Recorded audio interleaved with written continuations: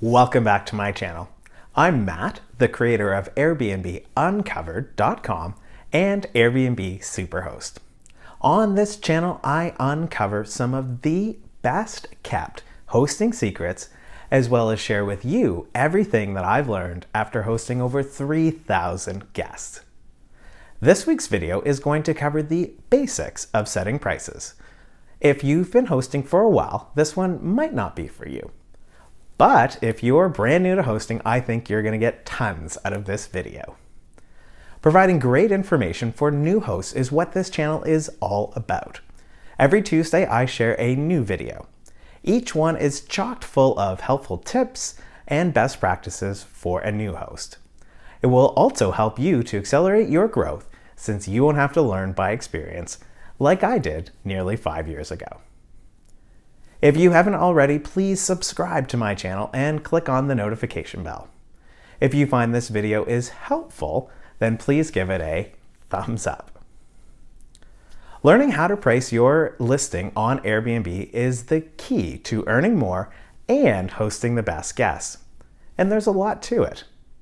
Today I'm going to walk you through the 4 steps I take to price my Airbnbs. This strategy is pretty powerful, and it has generated over $1 million in revenue over the last few years. So stay tuned. So let's start with the basics of pricing on Airbnb. Airbnb offers you 2 different pricing options, manual and smart pricing. Under the manual setting, you're fully in charge of setting all of your prices and making changes as necessary. Under smart pricing, Airbnb completely manages the pricing for your listing. It will raise and lower the nightly rate depending on demand in your local area. While this might seem like the perfect solution, unfortunately, as reported by many hosts, myself included, it doesn't do a great job of managing your prices and often sets them too low. Because of that, this video is going to fully focus on manual pricing for your Airbnb. I'm going to walk you through the 4 steps I take to set my prices. The first thing you need to know about pricing is that you have to set your availability window. This is how you tell Airbnb which nights your place is available to host guests. You have a few options here. You can set all the dates to unavailable and manually open the dates you want to host on. Or you can set your calendar to be open for the next 3, 6, 9, or 12 months from now. Or lastly, you can set all future dates to be available.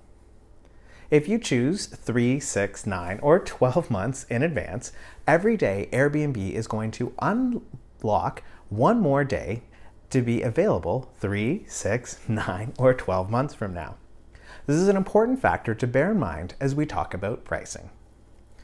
To dive a little deeper, every listing has a base price for both weekends and weekdays. These will be the prices that are populated on your calendar when you first set up your listing. It's also the price that will be set as your calendar opens new dates.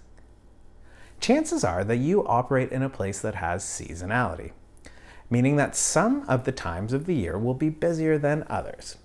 You need to adjust your price to compensate for this.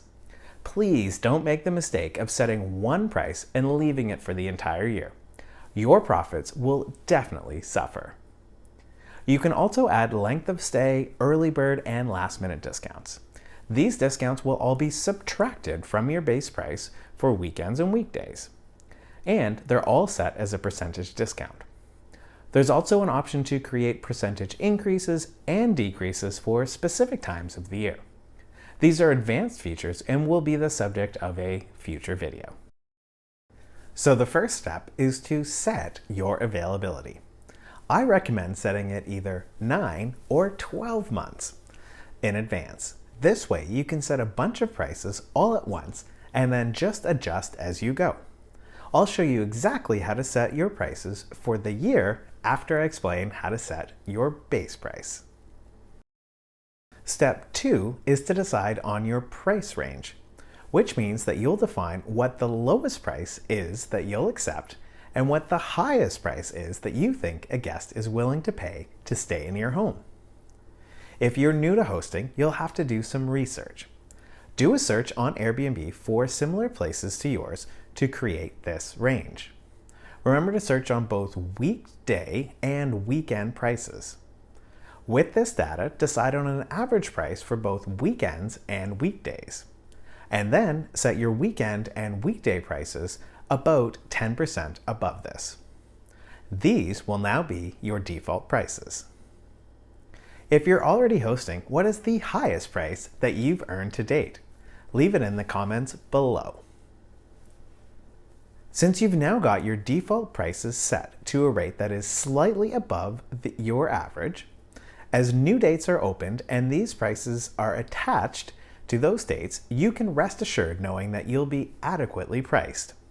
While these prices won't be perfect, it's okay because they're only going to be assigned to dates 9 to 12 months from now.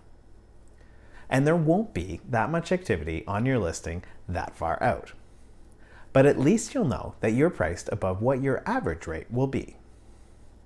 I don't recommend looking at hotel rates in your area unless you're near a number of lower priced hotels, in which case guests may be switching back and forth between Airbnb and hotels. But generally speaking, an Airbnb guest isn't really comparing the rates between hotels and Airbnbs. This is because guests staying on Airbnb are generally looking for home sharing options versus hotel options. Normally, guests just compare rates between Airbnbs since oftentimes there are so many listings shown in search results on Airbnb that it provides sufficient choice, and maybe sometimes a bit too much choice. Step 3 is to set your prices for the 9 or 12-month period that you have open. If you haven't changed any of your prices, they're all going to be set to your base weekday and weekend price. In the majority of areas, there's going to be a seasonality impact. Where I operate in Toronto, that impact is as high as double the price. Jan and Feb are our slowest months, and July and August are our best months. My prices in January and Feb are often at least half or more what I charge in July. Setting your prices takes some practice and a bit of experience. For instance, when I was first starting out, I made a lot of guesses and many adjustments. Now, nearly 5 years later, I can go to almost any month and set prices without thinking twice. Of course, market conditions are always changing, so maybe I do think twice now and again. But with practice, you're going to get here too. So when I set my prices for the year, I start with my slow season. I set my weekday and weekend prices to almost the lowest I'll accept. I say almost because I want to leave myself room to drop my prices if I'm still not booked as the dates approach. I then go to my high season and set my prices to the highest I think I can get, and then I drop those prices if the date's near and I'm not booked.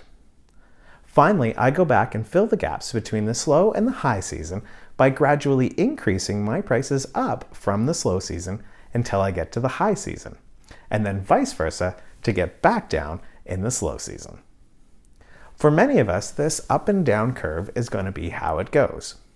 The one exception I have with my listings is in December, and this could apply to you too. I see increased activity over the weekends leading up to Christmas due to office holiday parties and shopping trips. I see another increase in demand over New Year's. And for those dates, I increase my prices back up, but not as high as I do in peak busy season, because the demand is not as strong. But it's still higher than it would be if I was trending my prices down to the lowest point in January. Then, in January, I revert back to my lowest prices of the year. But let me give you a bit more rationale behind setting prices slightly above what I'll actually accept. By leaving prices a touch higher for far out dates, I create the opportunity for guests to book me at a higher rate than I was expecting. I look at it as charging a premium for securing one of my listings well in advance. But it's important not to go too high because some of the best guests book in advance. Let me say that again. The best guests generally book well in advance.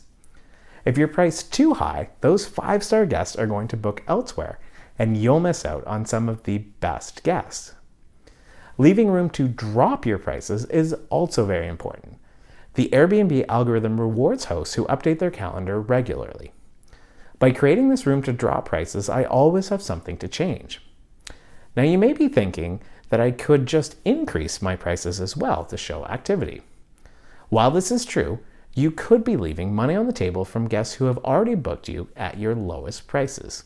So it's not a strategy that I pursue.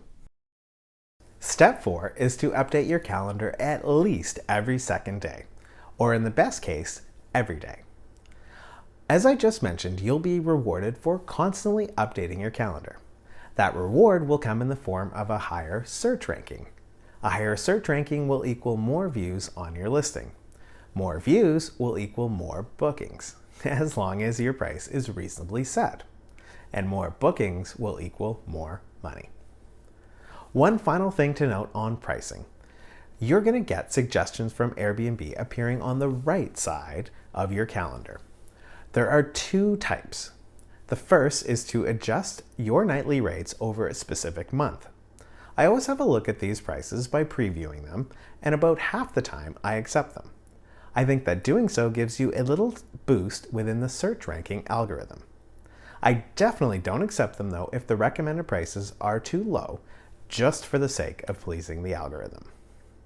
The second option you're going to see is to drop or adjust your base price. Be very careful of this option.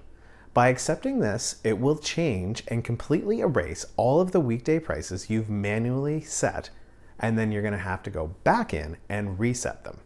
I've made this mistake before, and I genuinely hope that you don't. Let me summarize this week's video. I took you through my proven 4-step method to setting prices. The first step is to set your availability. Then second, create your price range and set your base price. The third step is to set your prices for your entire availability period, ideally either 9 or 12 months.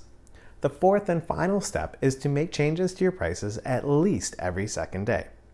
I know that by following these 4 steps, especially the last one, you'll be well on your way to earning more. I hope you found this video helpful, and if you did, please give it a thumbs up and share it with your fellow hosts. If you haven't already yet, please subscribe to my channel and click on the notification bell so that you won't miss out on my upcoming new episodes.